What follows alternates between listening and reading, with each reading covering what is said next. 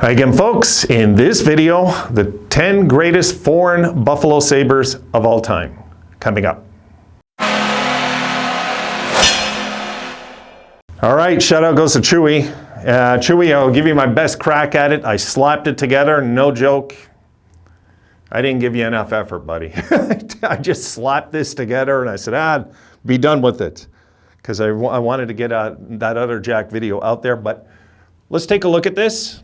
These are just the 10 I came up with. I'm going to just show you clips instead of the board tonight. And because I got another video to make after this to close it out. I finally have a Sabre Zone coming your way. So let's, where am I? Yeah, we're going to work our way from the back forward.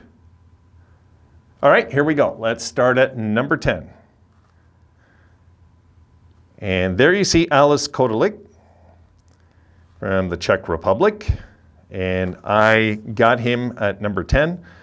I thought Kotelik was a pretty good winger. I did. I'm not saying he was a superstar or nothing, but I always kind of liked his size, and he could play physical at times.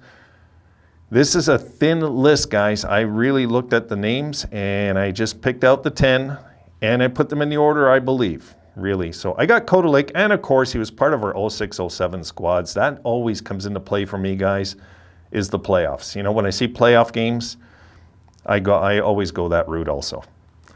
Kotelik at 10. I got Kotelik there. I think I'm being fair there, I think, getting him on the list, to be honest. There's no current Buffalo Sabres on this list, guys. Not yet. It's too soon. I thought about Dahlin, but it's too soon. His plus minus is too terrible. I want to see his career unfold more first.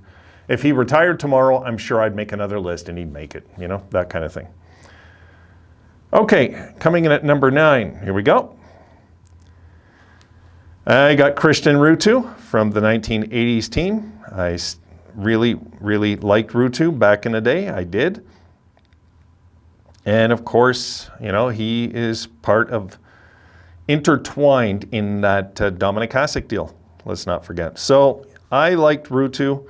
I thought another good utility forward. The guy, you know, he was very steady is the best word I would say for him. A very steady player. No, nothing flashy. You know, if you look, average size, 5'11", 194, and so on. But very good. I still remember him mostly for winning a lot of big face-offs, especially in the playoffs, even though we didn't go far in those playoffs. You know, we kept losing in the damn first round, but I remember him being a good guy in the playoffs, in the face-offs. It's just my strongest memory of him. Just, it's hard to believe so many years have passed by. God. All right, coming in at number 8, here we go. I got Henrik Talander coming in at number 8. I like Talander. I thought he was a very steady defenseman. To be honest, at one point, I thought this guy was going to win a Norris Trophy in the future. I really did. I really liked Talander. And this, believe it or not, this guy right here, guys, this picture you're looking at might have been the difference with us in a Stanley Cup in 2006 if he didn't go down at the end in those final games. Oh, God, that 06 still kills me. In 07, he had another steady year. I just thought Talander was so, I guess not, I wouldn't say unrecognized, but I think he was very underrated, really. I thought he was a very steady defenseman. And I got a soft spot for all the 06-07 Sabres guys. I do. Even the 07 squad, you know, like the 06 and the 07 teams. I'm always going to have a soft spot for them. All right, let's go to number 7. Opening it now. Here we go. Johan Hesch, I got coming in at number 7. I thought, again, another steady centerman who made very little mistakes out there. I always liked this guy. Again, not flashy numbers, nothing like that, but my goodness, when he was out there, I put it this way, this is the type of guy I'd have no problem if Briere came off the ice and this guy was going on the ice, Game 7 in overtime. That kind of sums it up for Hesch. how I felt about him not making boneheaded, dumb mistakes at the worst time. Didn't see it with them. I don't recall. And when I don't recall means he rarely did it, you know? All right, coming in at number 6. Here we go. And the devil comes in at number 6. I will tell you something. All the years he had led the team in scoring in those years in the 90s, right? I mean, it's just funny how that's forgotten. It's so overshadowed by Mike Pekka, and he should be. He should be. No doubt he should be. But it was funny because I remember I was digging up on him last year. I said, oh my God, he did have a 40-goal season. I forgot all about that back in 99. The only thing I remember in 99 is Pekka smacking people on the boards and Dominic Hasek, of course, you know. And of course, Shatan did us in, and you'll see in that 2009-2010 playoffs. He had a great playoff for Boston in that run. God, 13 games, 5 goals, 5 assists. But he had absolutely a great playoff for them, for a guy that was supposed to be finished. So Shatan I got coming in at, Shatan coming in at number 6. All right, let's get to the top 5. Here we go. Kind of a forgotten man, Alexei Zhitnik. I thought, I tell you, by the end of his time in Buffalo, I was ready to wring his neck some nights. But I won't forget what he did for us in the 98 and 99 runs. I thought he played the best hockey of his life in those 2 seasons. He was just outstanding. I thought in our 1999 run, guys, he was as steady as a rock, I thought, out there. He just was so good. And, I got so many, again, it always comes down to playoffs with me, a lot of these picks, you know. But I think Zhitnik should make the list. I thought he was a steady defenseman. Played a long time in the NHL, almost 1,100 games. Too bad he didn't get 4 more goals in his career, though. That would have been nice. Okay, so number 4. You'll like this one. Here we go. Yeah, I got Max Afinogenov coming in at number 4. I thought Afinogenov was one of the most exciting Buffalo Sabres ever, just ever.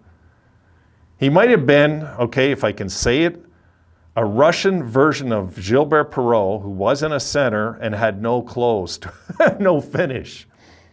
But Afinogenov, for a guy that had no finish, he had no finish. That was the saddest part of this guy. It would kill you to watch. But he was still so damn exciting with his speed. Yeah, Afinogenov, if he could have closed, he just didn't have that natural goal-scoring touch or that closing ability. He just didn't have it. He didn't. You know, he had the 1 year, 73 points, but he had that speedy excitement where you stood up to watch him when he'd start skating, right? And how he used to tuck in both sides, he used to tuck in his jersey. He had that distinct thing about him too. But he did kind of remind me of Perreault, how he could just go crazy. But Perreault, of course, would finish. You know, he was a great closer, Perreault. Afinogenov was definitely a fan favorite. Always will be, I'm sure.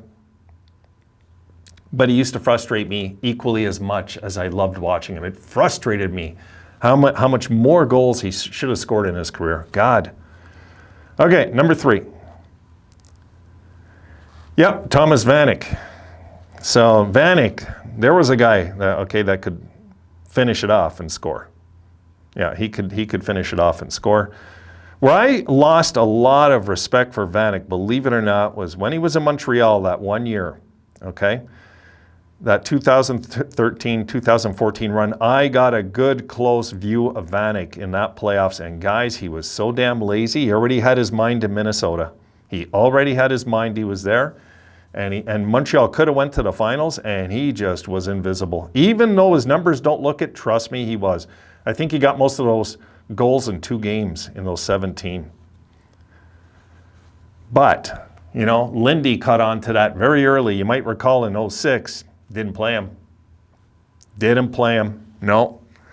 Because Vanek Lindy spotted that he's going to have a lazy issue with this guy. He did fix it, though. He did.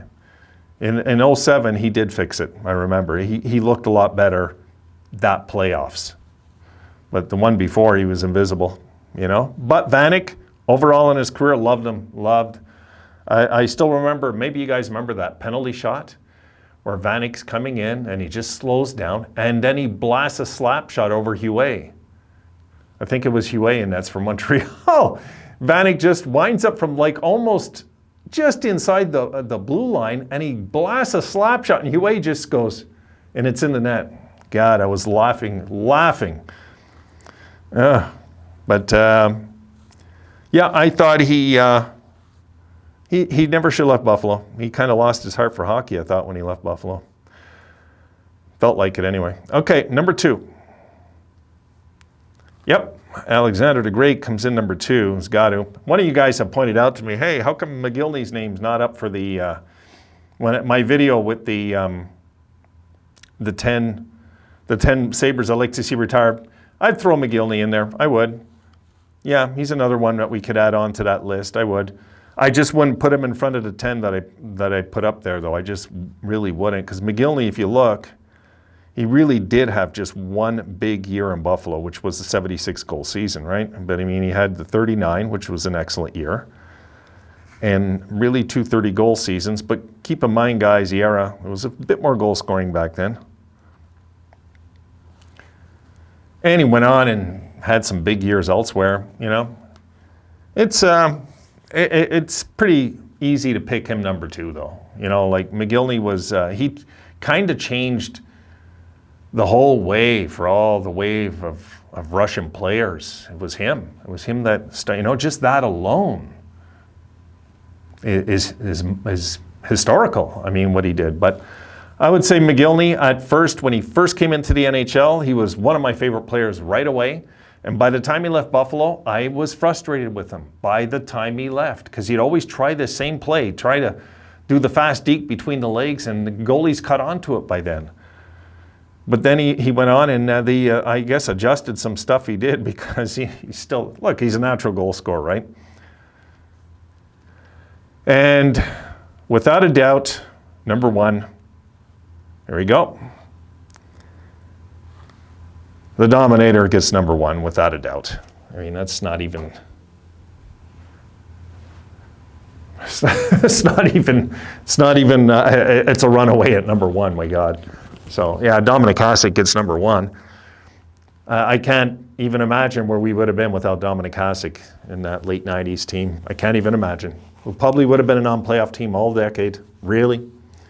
Thank God we got him in a deal, because it brought our franchise back from the 1980 Final Four, and we finally made it again in 1998 for the first time in 18 years, and then the next year the finals. So the only time in our entire history, guys, that we went to the Final Four, then to the finals in back-to-back years. We've never done it. We've never repeated that since.